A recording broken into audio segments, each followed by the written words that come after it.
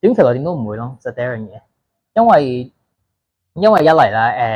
一嚟 AI 其實佢計得啱答案嘅，好大程度計得啱答案嘅，俾到正確答案俾學生嘅。但係學生咧未必下下都會理解到 AI 想講嘅嘢，因為我自己都試過咧，將啲題目 bid 係俾 AI 做咧，係做啱㗎，但係咧佢有啲咩嘅問題咧，就係佢根本你就唔知道 DSE 嘅 syllabus 係啲乜，佢就會用咗啲非 DSE 嘅答法嚟答你，例如可能DSE 你最後尾個題 coordinate geometry 嘅題目，佢要你計一啲嘅 centre 咁樣啦，或者計嗰啲個外接圓內接圓嗰啲 radius 咁樣咧，其實佢係會出個 solution 咧，佢係會出咗罩 vector 俾你嘅喎。vector 係咩嚟嘅 ？vector 就係 M2 先會讀嘅喎。如果你冇讀 M2 咧，就睇唔明㗎啦。所以咧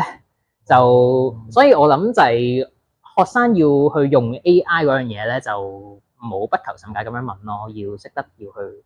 去 prompt engineering 啦，就係你要去就住你唔明嘅地方，你去問佢，因為有時佢俾你嘅嘢咧，可能佢係啱嘅。